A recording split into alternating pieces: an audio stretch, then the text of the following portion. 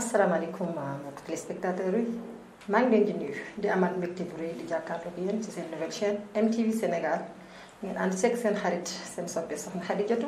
Dukansé ci seen émission bi ñuy wax jikko ak jamono. di tàmbali sama nuyoo ci kilifa diine yi di sàkku si ñoom ñaan di leen ñaanal tey sàkku bu baax si ñoom ñaan di nuyu kilifa aada yi tey ziar ñi nga xam ne ñu ngi ci hôpital yi. di leen ñaanal afiya yal nañu yàlla fëgg seen bopp ba ñu delluwaat seen njaboot di ñaanal ñi nga xam ne ñu ngi ci prison yi di leen ñaanal natt bi lañ fa yóbbu yal na ko yàlla teggil ba ñu delluwaat ñoom tamit ci li nga xam ne moom mooy seen njaboot. di ñaanal way dawlu yi di ñaanal ki nga xam ne à l'instant bi ñu toll nii ñu ngi toog jàkkaarloog ñoom ànd ak tiis di leen ñaanal rek yal na yàlla yërëm way dawlu yi yal nañu xippee ci àjjana yi gën a kawe. mbokku téléspectateurs yi seen émission jikko ak jamono. dafa ñëwaat ak yéen ci beneen thème bu ñuy wax immigration thème bi nga xam ne moo lëmbee àdduna bi thème bi nga xam ne vraiment mooy thème mooy débat fépp foo mënti ubbi rek moom mooy débat. amoon ci nag invité bu mag invité boo xamante ne kenn dootu ko présenté ci bu nekk koo xamante ne vraiment kàngam la macha allah ci xam-xamam macha allah di ko présenté mbokku téléspectateurs yi MTV di ko wax dalal ak jàmm sëñ Bassirou. di ko wax dalal ak jàmm ci plateau MTV Sénégal. jërëjëf soxna Xadijatu sama sœur sama conseillère sama xarit di def liggéey bu am solo aussi si surtout sensibilisation si domaine yëpp comme ni ko sa rubrique bi di jikko ak jamono en tout cas ñu ngi ciy jàng lu bëri donc mbégte la ak bànneex pour ñun ñu nekk seen invité tey parce que vraiment émission bi moom kenn naattableetul dayoowam ci mbaax dayoowam si njàngale ak dayoowam si yëpp quoi donc ñu ngi nuyu nag sénégalais yëpp mais avant tout di jaale suñu mbokk yi suñu mbokk jeunes yi nga xam ne ñoom la yàlla jël seen bakkan ci géej gi di mastawu seen famille di mastawu Sénégal yëpp te vraiment di wax ne àdduna noonu la dëgg dund moom ak ay soubresauts ñoo ànd mais bu ñëwee rek na population bi yëpp citoyen yëpp ñu mobiliser wu pour xeex ko comme ni ñu xeexee corona bi incha allah donc Khady jërëjëf. jërëjëf bu baax ci li nga duggee ci tënk sëñ Bassirou dama bëggoon ak mbokk téléspectateurs yi ñu jàkkaarloo nga wax ñu yow yaay kan. waaw man maa ngi tudd Bassirou Faye maa ngi dëkk dans la banlieue de Dakar notamment à Yeumbeul Sud fa la ñu juddoo. C'est vrai que nag par la force des choses on ne peut plus se définir sax comme boy Dakar comme ni ko gars yi di waxee parce que. yàlla def na on a fait beaucoup de régions dans le cadre suñu séeréer lañu donc bi ñu amee benn âge bi il est naturel que suñu nijaay moo ñu doon yar donc on a fait le tour notamment dans la région de Fatick surtout à Sokone bi nga xam ne fa la ñu amee bac amee fa BFM amee fa bac donc di nuyu au passage toute la population du Sine Saloum mais surtout mbokk Sokone yi ñu ngi leen di nuyu bu baax donc après le bac on a été à l'UGB Université Gaston Berger foofu la ñu defee suñuy études en droit donc en droit privé tout simplement ensuite la ñëw Dakar pour gën a approfondir fexe ba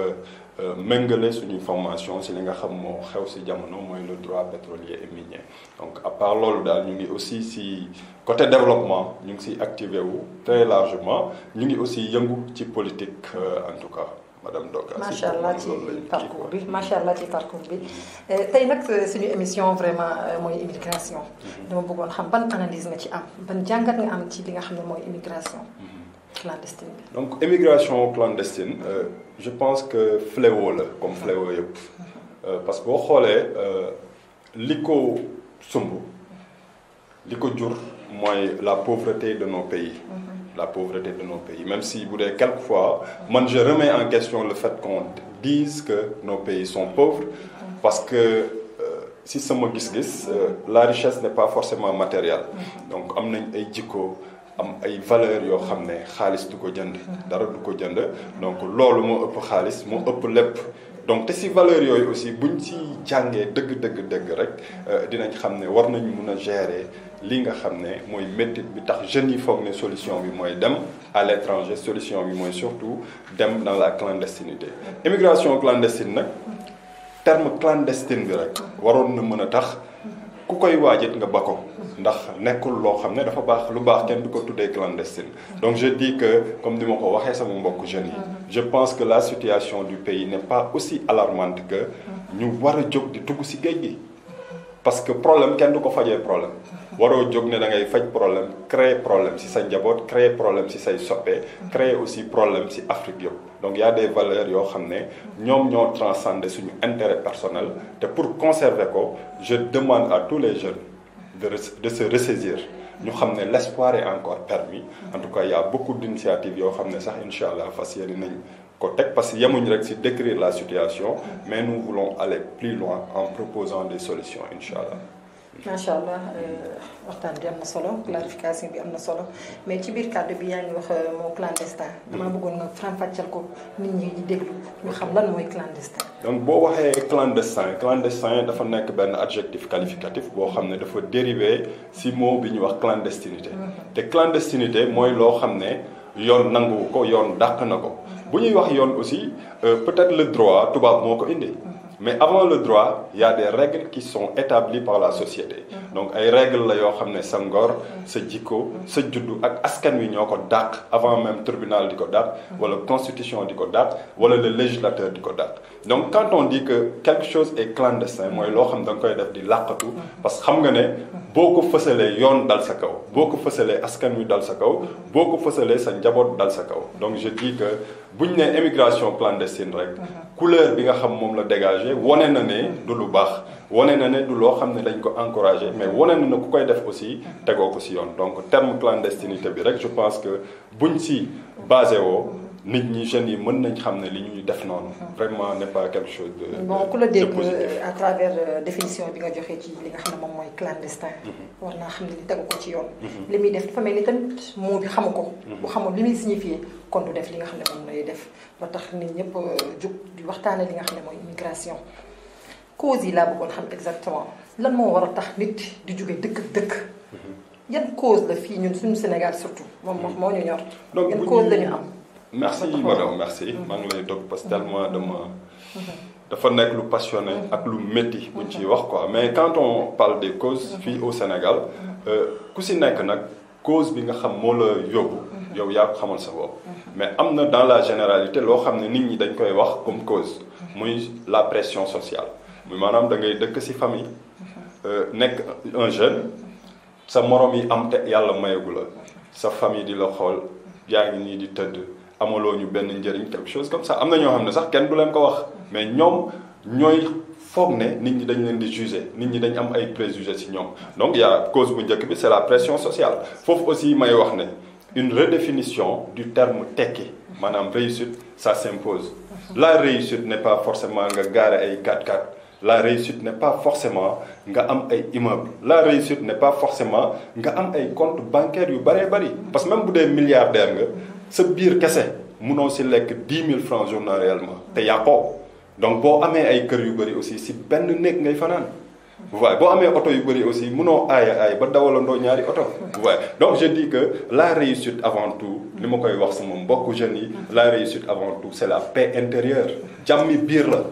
nga tëdd nelaw mu wóor la ne sa buntu bu fëggoo doo daw ne police est-ce que du police yoraloo kenn boo génnee say waajur seen xel dal parce que tout simplement xam nañ ne yow yar nañ la ci njub yar nañ la ci jom yar nañ la ci jomb boo demee am kenn du leen woo ne leen sama doom mu ngi ci loolu je pense que jeune bu ci nekk rek yow déjà sa benn tànk mu ngi ci réussite leneen li nag mooy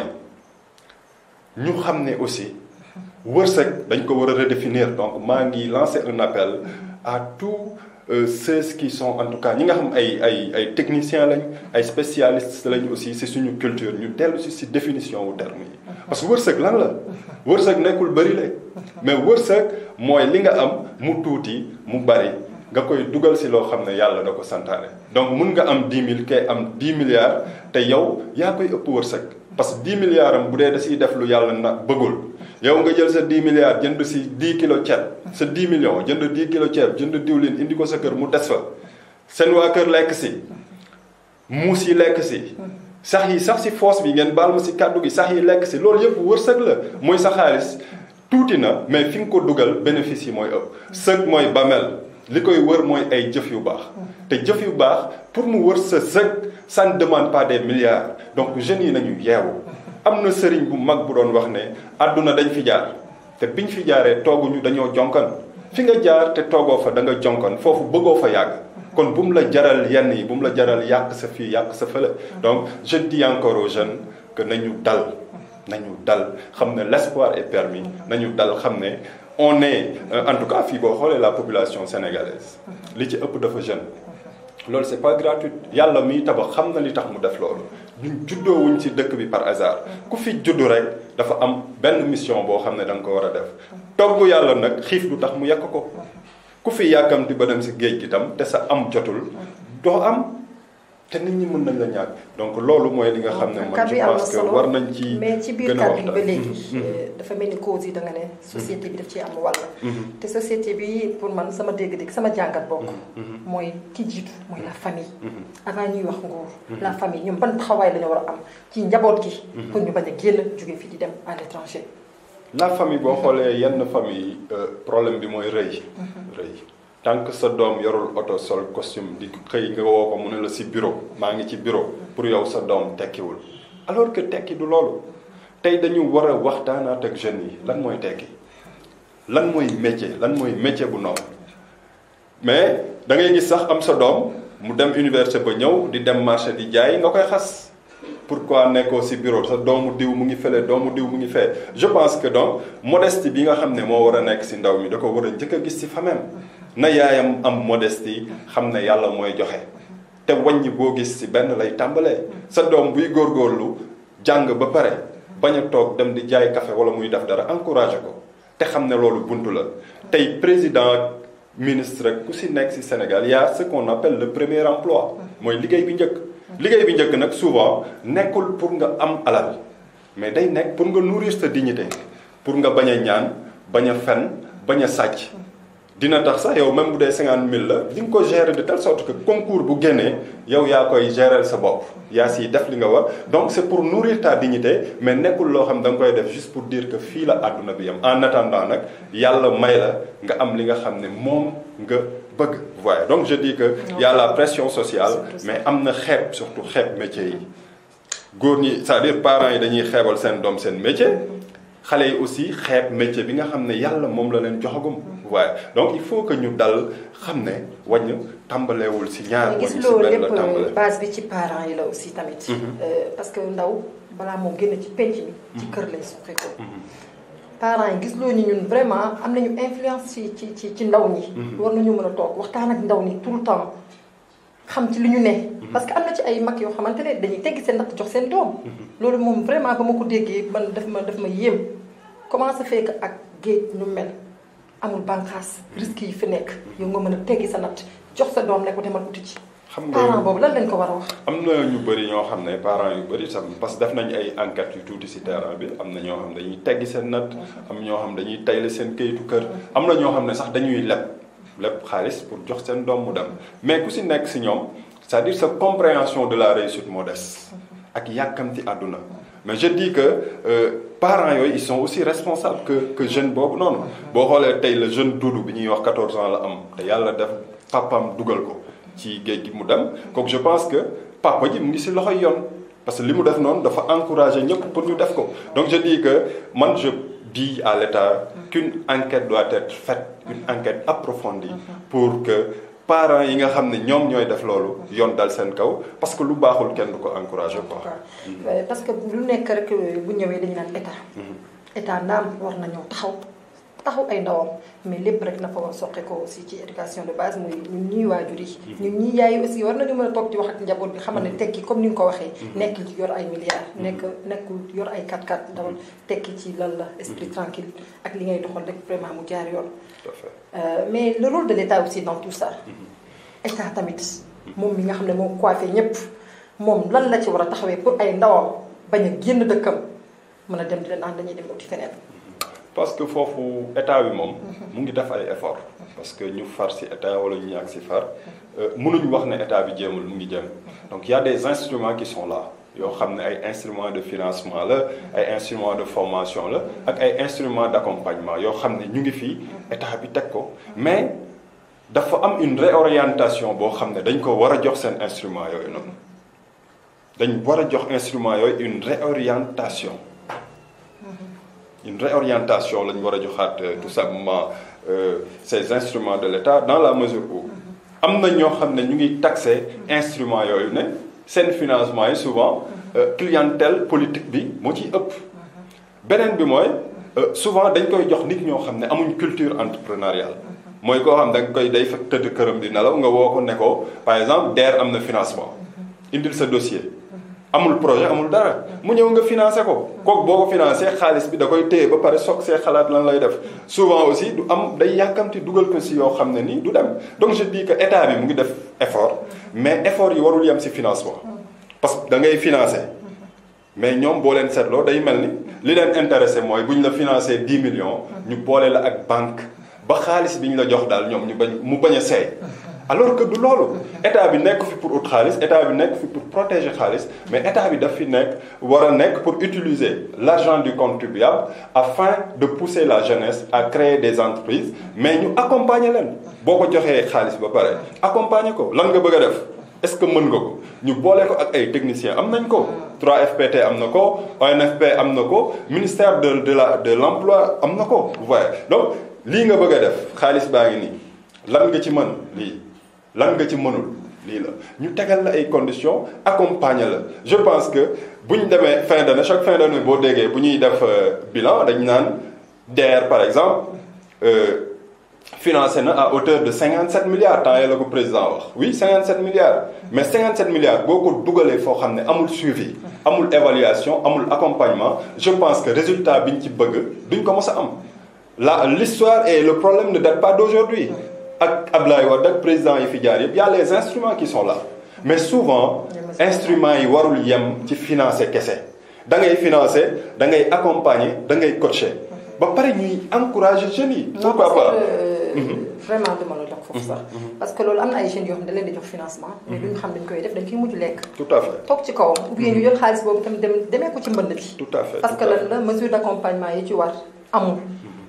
parce que loolu bu amulee rek day sànkaat xale bi ba léegi. te pourtant formation yaa ngi fii. dégg bëccëg ñu ngi koy wax mais dafa mel ni jeunes yi ba léegi ñoom dañoo tayal pour dem defi ay formation ñoom kut ko kut la ñu bëgg tekki kut ko kut la ñu bëgg. te loolu est-ce que loolu du suicide benn côté tamit. foofu jeune bi am na ci responsabilité. parce que jeunesse sénégalaise amul habitude d'aller vers l'information. amul habitude bi mais nag boo xoolee aussi suñu instruments yi ñoom it ils sont fautifs quelque part parce que tey bu ñuy lancer benn projet bu bees par exemple DER wala 3FPT wala genre yooyu quoi bu ñu ko lancer da ngay gis ci lancement bi mois boobu dinañ def pub dinañ def communication et tout mais bu passé pare nañ ci da ngay xëy liggéey ñëw dugg sa bureau alors que bu jeunesse bi ñëwul vers l'information il y a des canaux qui doivent être utilisés pour que ñu xamal jeunes yi ne lii moo fi nekk nii nga war a def ba jot si xam nga vous voyez donc il y a ce problème là qui se pose la jeunesse ne va pas à l'information vous voyez mais ces instruments aussi ne font de l'information que d'une manière temporelle alors que information yi dafa war a nekk quelque chose de soutenu quelque chose de continu vous voyez donc je pense que foofu aussi problème bi côté boobu am na ci quoi. di leen fàttaliwaat bu baax mbokku téléspectateurs yi yéen a ngi seen émission jikko ak jamono suñu thème du jour moom mooy l'immigration clandestine ànd c'est que vraiment suñu naataango bi macha allah nga xam ne kenn nattable xam-xamam ci waxtaan bi nga xam ne moom la ñuy waxtaanee sëñ Bass rôle des parents ñoo ngi ci rôle de l'État aussi ñoo ngi ci mais la société parce que nit di nga am sa doomu dëkkandoo nga gis ko mu nekk ci tànk yoo xamante ne vraiment baaxul te fekk yaayam yëgu ko mais yow ban taxawaay nga war a parce que dafa mel ni ku nekk rek est concerné daal tout le monde est interpellé. comme ni ma ko waxee rek c'est un problème boo xam ne ça touche tout le monde. parce que tey au-delà des familles au-delà ñi impacté. dafa am ci dëkk loo xam ne ñëpp dañu war a contribuer pour préserver ko mooy l'image que reflète un pays à travers le monde. tey am na looy def Sénégal foog ne fii lay yem. mais mën na indil état bi ay problème ci yeneen ak yeneen mën na tax Sénégal aussi parce que dañu am ay bàkk yoo xam dañ ñu koy bàkk au niveau international sénégalais yi dañoo yeewu sénégalais yi ay jàmbaar lañ sénégalais yi dañ intelligent la diplomatie sénégalaise est chantée un peu partout mais si la jeunesse sénégalaise bu dee tey état bi dafa jël trajectoire bi jeunesse bi jël ba day mel ni dafa am benn déphasage boo xam ne ça peut même au-delà du problème posé au plan national mën na poser un problème au plan international bu waaye maintenant responsabilité wu nit ak dëkkandoo dafa fort de telle sorte que tey boo gisee en tout cas je pense que ku dégg doomu diw di waaj pour dem ci gaal yi yow di nga ko artu mais waruñu yem foofu association de jeunes yi ASC yi imam yi les porteurs de voix ci quartier yi tout le monde est interpellé dañ war di toog autour du barada tey boo tegee ataaya ñeenti jeunes wër la war nga ci profité waxtaan ak ñoom wax leen problème bi lii la lii moo ko waral boo ko defee lii moo la ciy fekk mais du fa yem boo tegee dara teg fa dara on est en train de parler des métiers de l'avenir. mais ci biir kàddu yi sànq dafa mel ni da nga ne dafa am kuréel boo xam ne da nga ko fas yéene taxawal pour xeex lii. kuréel boobu lañ bëggoon xam. bon ba nga ko teg ak léegi la ak kuréel bi kuréel la wala projet la. parce que projet bi mu ngi tudd Jeunesse Espoir. Esperanza en espagnol. Pourquoi Esperanza? mais objectif bi mooy dekkil yaakaar ci ndaw ñi. ñun noonu lañ ko tuddee quoi Jeunesse Espoir. donc Esperanza. mais dekkil ndaw ñi ci dekkil yaakaar ci ndaw ñi noonu la projet bi du kuréel en fait mais projet la boo xam ne ñi ko porté ce sont des volontaires de tous les âges yoo xam ay sénégalais lañ am na aussi des contacts yoo xam ne ñu ngi Espagne un peu partout voilà donc projet la boo xam ne première en fait vocation mooy la sensibilisation mais nous pensons que instant bi ñëpp a ngi def sensibilisation boo duggee ci internet bi info yi nga soxla pour xam yëpp ñëpp a ngi koy def. mais waruñu fa yem mais yéen ban anam ngeen nar a ñëwee. Esperanza bi ngeen di wax yéen ban anam ngeen nar a utiliser. boo xamante ne am différence ak sensibilisation bi. tout à fait ñu ñëwee en fait suñ sensibilisation day nekk sensibilisation boo xam ne day fondé wu day porté wu ci ay chiffres. parce que là am nañ ay éléments yoo xam ne ñu ngi ci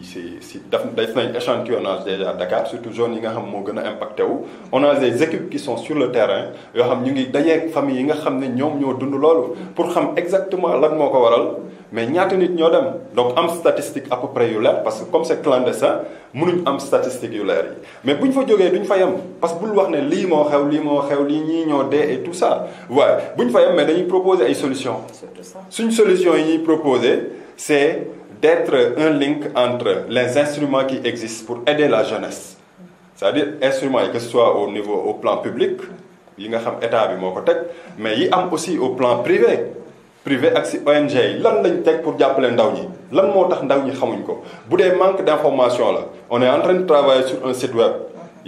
dina am benn page Facebook dina am ci réseaux sociaux yi ay fenêtres yoo xam ne ñooy permettre lépp lu am loo xam ne mën na jëriñ ndaw mi ci formation ci accompagnement wala ci financement ñun ñu mettre ko à jour vous voyez. mais duñ fa yem mais dogguma la. parce que du ñëpp aussi tam ñoom ñooy utiliser réseaux sociaux yi. waaw am na ci ñoo xamante ne tey un Sénégal lambda boo xamante ne vraiment réseaux sociaux yi xamu ci naada. léegi yow ban façon ngeen di def pour sensibiliser kooku pour mu bañ a dem ci mbënd bi tamit. voilà boobu aussi nous sommes en train d'utiliser les radios communautaires. rajo communautaire dañ koy utiliser mais boo xoolee ci Esperanza wala ci Jeunesse Espoir aussi y a les bàjjenu gox. am na ay bàjjenu gox am na ay imam y a des scouts et guides y a tout simplement l'église les organisations de jeunesse catholique ñu ngi ci biir voilà y a la société civile y a les étudiants y a am na un ensemble de même l'association des mooy les bonnes là les bonnes que je respecte et que je salue au passage c'est-à-dire que bàyyiwuñ kenn les ASC et tout boo xoolee ñun li ñuy approché mooy y a peut-être ñoo xam ñooy gérer la communication digitale mais le travail de terrain dañ ko gën a fësal nii ma lay wax nii ci suba y a 22 équipes yoo xam ñu ngi sur le terrain di def ay enquêtes di def ay sensibilisation yoo xam ne en fait c'est pour atteindre surtout les moments surtout ça. mais il y a aussi des psychologues ñu leen di nuyu aussi au passage parce que dafa am ci problème yi bu amee au Sénégal dañuy ñàkkal fayda le traumatisme qui est causé donc on est en train de travailler avec des psychologues yoo xam ne ñoom ce sont des volontaires qui sont prêts ñu prendre en charge les impactés pour dalal leen pour defal leen pour waxtaan ak ñoom aussi parce que prise en charge boobu je pense que am na solo aussi si traumatisme bi. yan solution la gis pour combattre ndax xam naa ne mënu ma wax éradiquer parce que lii moom dafa nekk loolu ça date de longtemps. franchement parler yan solution nga xam ne yii buñ ko fi tegee moo xam état bi la moo xam waajur yi la ba ci seen kuréel bi. ngeen teg nii. buñ ko dina mën a combattre li nga xam ne moom mooy immigration clandestine. ok parce que xam naa ne jëlee ko fi yombul. non jëlee ko fi sax yomb na yombul. li xew mooy il faut ñu waxtaanaat ak ndaw ñi. parce que ñun nous proposons ce qu'on appelle l'assise de la jeunesse sénégalaise les assises de la jeunesse sénégalaise. quand on parle des problèmes des jeunes au Sénégal li xew d'habitude mooy ministres yeeg ay kilifa ay technocrates ñooy toog di waxtaanee jeunes yi kon jeune Sénégal dañ leen considérer toujours comme enjeu alors que la jeunesse n'est pas simplement un enjeu mais tey nous disons que la jeunesse est à même d'être actrice de proposer des solutions donc nous proposons ce qu'on appelle les assises de la jeunesse sénégalaise pour permettre aux jeunes ñu waxtaan ci seen problème bopp mais proposer aussi ay solutions yoo xam si ñoom lay jógee loolu c'est la première partie ensuite am nañ suñu partenaires yoo xam ne solution yooyu dinañ ko jot yoo xam si jeunes yi la jógee mais au-delà de foofu nous disons à l'État que jeunes yëpp dañ foog ne tekki mooy comme ni mu la ko waxee liggéey ci bureau wala jàll concours il y a les nouveaux métiers yoo xam ne l'État da koy proposer comme alternative mais quels sont les nouveaux métiers c'est surtout les métiers qui qui préparent la jeunesse au train là qui est à l'horizon qui le pétrole et le gaz ouais. Maintenant il faut ñu waxtaan ak ndaw ñi quand tu dis jeune bu am bac nga ne ko kaay defi mécanique kaay defi soudure kaay defi yenn métiers yi xale bi day foog ne soudure mooy kii menuisier métallique bi mécanicien mooy mécanicien bi defar oto bi alors que la mécanique industrielle est aujourd'hui un métier très noble man j'ai vu à Diogo ay soudeurs yoo xam dañuy am 6 000 10 000 francs par heure di liggéey 8 heures de temps wala 12 heures de temps par heure ñooñu tey boo leen woowoon pour fay leen 300 000 francs par semaine dañuy bañ mais tey jeune bi boo koy defloo dara jeune boo gis mu ne la dama bëgg a nekk jàngalekat c'est parce que gis na jàngalekat jeune boo gis mu ne la dama bëgg a nekk pilote gis na pilote jeune boo gis mu ne la dama bëgg a nekk député wala ministre gis na leen mais tey bu dee dañ bëgg jeunes yi def les nouveaux métiers il faut ñu yóbbu jeunes ñi ñun nous proposons ce qu'on appelle les visites de site tey gars yi dañuy def ay colonies de vacances mais ñun nous proposons des visites de site tey on va regrouper les jeunes waxtaan ak ñoom sur les métiers nouveaux mais duñ fa yem dañuy def des caravanes wàcc ci sites yi Sabadola Diogo defaluma leen promotion mais wàcc fa pour jeunes yi xam ne kii mécanicien la def bu defee mécanique ba pare donc lii nii daf leen métier yu bees yi boo leen ko defee lii ngeen mën a am comme métier mais lii la leen mën a jural comme revenu waaye. mais gisuloo aussi tamit ci système scolaire bi. waruñu insérer li nga xam ne moom mooy lan tàggat ndaw ñi. même bu ñu demee ba cycle secondaire ñu xam lan la ñu bëgg.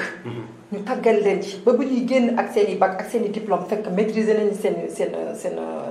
métier moo xam liggéey bi nga xam ne ñoom fas yéene nañu ko def ëllëg. parce que dem ba am say diplôme jàng combien d'années nga ñëw toog sans formation aussi ñu ne faw nga demaat defaat formation ndaw bi day yàkkam ci instant boobu day naan man dama bëgg a tekki kut ko kut. est-ce que gis loo ni système scolaire waruñu koo changer xoolaat nii parce que da ngay dem ci ñu lay jàngal matière yëpp te fekk yow benn rek nga ci soxla boo xamante ne yow moom mooy sa yéene ëllëg ni lii laa bëgg a doon docteur laa bëgg a doon tey mais nga jàng ba cité am sa thèse am sa lépp après ñu ne nga war a defaat 7 autres années de formation en doctorat mu nekkaat beneen temps boo xamante ne fekk yow màgg nga majeur nga bëgg nga tekki bëgg nga dimbali sa waajur aussi mais est-ce que système scolaire bi tam bala ñu ko xoolaat. bon pour man le système scolaire en tant que tel au plan scolaire nii je pense que baax na mais li ñu war a xoolaat te dynamique boobu jël nañ ko mooy notamment avec bi ñu jógee ci système ancien système bi mooy système mu licence maîtrise ak doctorat bi ñu ci jógee indi LMD bi licence master ak doctorat waaye bi ñu ko indee rek tey jeunesse bi ñoo même loolu dafa àndul ak la communication qu'il faut parce que tey bu ñu nee UFR waxatuñ département mais UFR unité de formation et de recherche bu ñu ko waxee foofu lan la indi lu bees LMD bi li mu indi lu bees mooy la participation de l'étudiant à sa propre formation foofu noonu y a une certaine étudiant bi dafa nekkoon mineur ak ancien système parce que lépp dañ ko doon defal bii ñu ñëw ne ko màgg nga léegi li ñu lay jàngal même bu grève amoon est-ce que xam nga ne bu ñu grève woon at bi yëpp tam wala weer bi yëpp professeur université am na droit def examen bu la joxee programme rek yow war nga jàngal sa bopp vous comprenez mais loolu lu tax ma tiré ko mooy souvent langage bi nga xam ne moom la autorité di wax ak li jeunes yi di dégg dafa am benn genre dafa mel ni da nga nekk ci kaw di wax ak ku nekk ci suuf donc il faut man je dis que nañ utiliser le langage qu'il faut il faut ñuy wax ak jeune bi ci langage bi nga xam ne moom la ñu dégg mais il faut surtout qu'on essaie comme ni ñu ko lancé léegi ak les UFR les universités régionales la ay kii y a de bonnes filières yoo xam ne nii tey boo ko defee juste après doo yem ci ay xam-xam yu théorique mais dafa ànd ak pratique y a le tourisme y a la gestion des ressources halieutiques et des filières yoo xam ne man je pense que la dynamique est là dynamique bi moom mu ngi fi quoi pour changer la donne au niveau de la formation. macha allah kàddu yi am na solo. sëñ Bass looy tàggoo. waaw li may tàggoo mooy je lance un appel am na ko waxoon ne ouvrier de tous les pays unissez-vous mais je dis que jeunesse sénégalaise ressaisissez-vous jeunesse sénégalaise donc ressaisissez-vous l'espoir est permis ñun nous sommes jeunes majoritairement jeunes dans notre société parce que yàlla moo ko def te yàlla xam na li tax mu def ko le Sénégal dafa war a développé wu te le développement du Sénégal du pétrole du ay autoroute mais sa jeunesse ñoo koy def parce que li développé Sénégal incha allah nekkagu fi mais mu ngi nii di ñëw donc bu jeunes yëpp dawee bàyyi fi Sénégal kan moo koy defar nañu gëm yàlla nañu tey nañu xam ne tekki nekkul am ay millions te dëkk Sénégal rek tekki la ndax xéwal yi fi nekk nañu ànd ak dal nañu fàttaliku jàngale maam yi suñu ñoom maam Lat Joor suñu ñoom maam Buur Sine suñu maam yëpp ñoom Omar Foutiyou Tall et autres bi ñuy tabax Sénégal ñooñu toog nañ ay jours yoo xam ne lekkuñ mais nañ jàng si ñoom yoonu dëgg si boppam moo yombul donc nañ gëm ne dinañ tekki nañ gëm ne judduwuñ au Sénégal par hasard nous ne sommes pas nés dans ce pays par hasard on a une page à écrire te ku si nekk même bu dee benn tomb bu toll ni poobar nga war a bind tam jàppal ne loolu mooy sa liggéey nga xaar ko donc je dis que l'espoir est permis nañu gëmaat yàlla nañu tey nañu xam ne tout simplement comme ni ko Olof Njaay di waxee ndaw moom bu bopp bi weexagul pour man dara raw ko l'espoir est permis je vous lance un appel je vous invite à venir ñu toog waxtaanee problème mu Sénégal entre jeunes ñu proposer des pistes yoo xam ne ñun ñoo ko moom et puis fi may daanelee mooy nañu nekk ay gentlemen benn jeune bu mu rus ñu gis la marché ngay yenu benn jeune bu mu rus ñu gis la ngay jaay géej gi parce que tu le fais et puis beneen bi mooy emploi am na mais jeunesse bu ñor dëgg du wax ne kenn jëluma liggéey awma liggéey y a l'emploi y a l'auto-emploi tey États-Unis bu nekkee li mu doon tey c'est parce que boo laaj dajalee 100 jeunes nga laaj leen lan nga bëgg a doon ils te diront que entrepreneur lañ bëgg a doon ils ne te diront pas que dama bëgg état bi jël ma liggéey mais ñoom seen culture dafa ne man dama war a créer dara pour liggéeyloo ay nit donc jeunesse sénégalaise soyons entrepreneur mais surtout disons-nous que ay ndaw lañ te dara jombuñu incha allah rabbi waaw. kaddu yi am na solo j'espère que jeunesse yi lay xool à travers MTV dégg nañ sa kaddu bu baax di la jaajëfalaat bu baax si sa teewaay fii si suñu plateau MTV mbokku téléspectateurs yi émission bi mooy loolu immigration clandestine di interpellé waat ñan mooy waajur yi di ko dooree ci man di ko dooree yow mi nga xam ne yaa jàkkaarloog man di seetaan fii si suñu chaîne MTV nañu woowaat ndaw ñi suñu doom yi suñu njaboot di waxtaan ak ñoom xamal leen ni tekki nekkul yor ay milliards xamal leen ni tekki nekkul yor ay 4x4 tekki ci esprit tranquille la bokk tekki moom mooy lan bañ a xeeb métier bi nga xam ne moo nekk fii ci biir dëkk bi tekki mooy lan li am sa biir dëkk na nga ciy yëngutu di raam di soox ba keroog ngay ñëw taxaw koo gis tey muy dawal 4x4 bu la waxee jaar-jaaram nga fàtte nga ne déedéet koo gis mu yor ay immeuble bu la waxee jaar-jaaram nga ne déedéet kon bu ñu xeeb dara di interpeller waat état naam taxawaayam mi ngi taxaw ci ay formation mais xale yi tamit nañu dem vers l'information nañu dem ci formation ndax mënuñ jël kenn tam ci yenn secteurs yi ne la kaay liggéey te fekk amoo formation maa ngi interpeller waat suñu njaboot ndax émission jikko ak jamono li tax concept jikko moom mooy lan pour defaraat jikko yi pour indiwaat ñi nga xam ne mooy raison nit ku nekk rek xoolaat sa li ñuy wax autocritique xoolaat sa bopp lii de mi ngi safaan ci man danaa ko jéem a corriger jiital ci man mii di wax ak yéen jiital ci yow mii jàkkaarloog man di ma seetaan ci fii si nga xam ne moom mooy suñu plateau MTV Sénégal immigration clandestine nekk na loo xamante ne métti na ñëpp ku ko dundul métti na ñëpp amuñu lu dul suñu ay jeunes Sénégal ressource kese la ñun ñoo ko mën a liggéey ñoo ko mën a defaraat kon maa ngi interpellé waat jeunes yi à se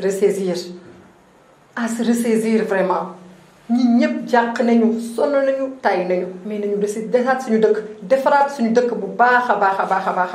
ba ñu xëy Sénégal comme ni ko suñu président di waxee l'émergence de ce pays est entre nos mains surtout les mains des jeunes kon boog l'émission tire ça à sa fin di leen jaajëfal bu baax rawatina waa technique bi suñu caméra woman bi Mata Camara macha allah ak ki nga xam ne moom mooy suñu DG Seydou Diallo di leen jaajëfal bu baax di leen dox dig daje ci beneen émission ci beneen numéro ak beneen thème incha allah fii ci MTV Sénégal.